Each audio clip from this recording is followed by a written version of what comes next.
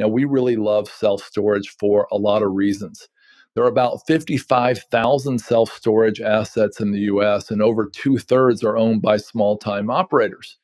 These mom and pops don't have the knowledge or the desire or the resources to upgrade the facilities, increase the income, and maximize investor ROI. And the tenants are sticky. Now, think about it. Jim, if I'm leasing a $1,500 apartment from you and you raise my rent by 10%, I might leave rather than pay you the extra $150 a month and lock myself into $1,800 more in the next year. But if you're renting a self-storage unit to me for 150 bucks and you raise the rent by 10%, well, I probably won't get a U-Haul, get my friends together and waste a weekend to move my junk, excuse me, my treasures down the street just to save 15 bucks a month. Especially when you've given me a month-to-month lease and the new facility could raise their rent next month too. And besides, you know how it is.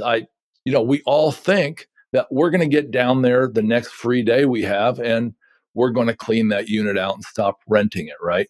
Well, a friend of mine who leases self-storage, he was talking to a doctor about this, and the doctor started laughing and he said he was going to invest right on the spot. And my friend said, "Why?" He said, "Because I just remembered I have a self-storage unit that's been hitting my credit card for like 7 years, and I've basically forgotten about it." And that's the situation for a lot of people in self-storage. There's also lots of value adds. I mean, our operators sell retail items like locks, boxes, tape, and scissors. They rent U-Hauls. They can add a cell tower in the back, and they can put a billboard in the front. They can add a propane filling station, ATMs. They can use spare land to rent, RV and boat storage, and so much more. So, self storage just has so much upside for a professional operator. This is a 33-year look. In the green line, we see the occupancy of self storage versus the seesawing GDP in the red. So, this is one of the assets we invested in. I was here in Colorado Springs at this asset several years ago. It was acquired for $10.9 million. The operator was completely hands off. He had a guy running it that wasn't doing a good job. It was acquired for $10.9 million. And listen to this. Not only did it have about 100,000 square feet of self storage inside, it had a lot of unused, poorly organized parking space outside. And it had about 90,000 square feet of unused warehouse space inside that was in decent shape. So our partner rented the warehouse out to three tenants. He raised the self storage rates to market.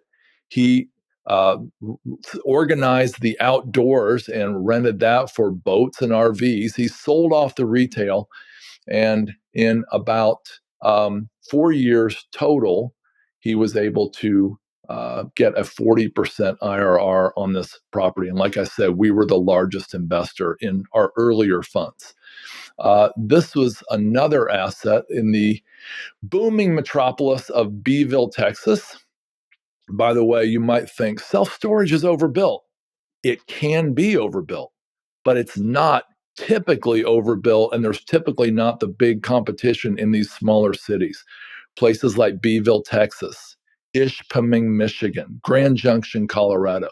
This one was acquired from five feuding siblings. Unfortunately, the parents had passed away, and the kids were running this into the ground.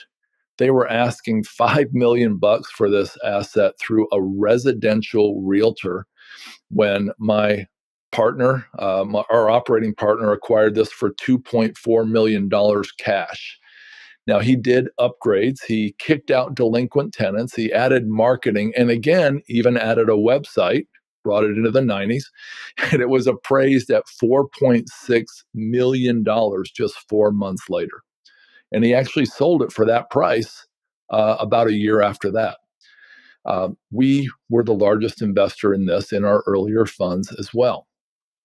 You see, one of the secrets to this business is having full time people trying to contact these mom and pop operators. This operating partner I'm mentioning has 8 full-time people working 40 hours a week, making over 100 calls, texts, emails each per day to mom and pop operators trying to find these types of properties. Lots of people want to do that, but very few people pull it off.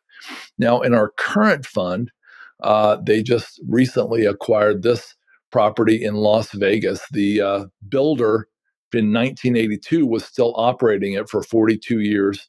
They had handwritten records, no marketing, free units to friends. They were renting it illegally to homeless people. And the rates were only 40% of the market, if you can imagine that.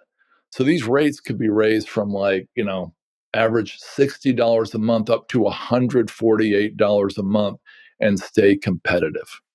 So these are the types of deals that are, again, not only throwing off income, but also providing refinance proceeds to buy other assets and eventually, hopefully, have a very strong exit. So we love investing in self storage. The hosts of The White Coat Investor are not licensed accountants, attorneys, or financial advisors. This podcast is for your entertainment and information only. It should not be considered professional or personalized financial advice. You should consult the appropriate professional for specific advice relating to your situation.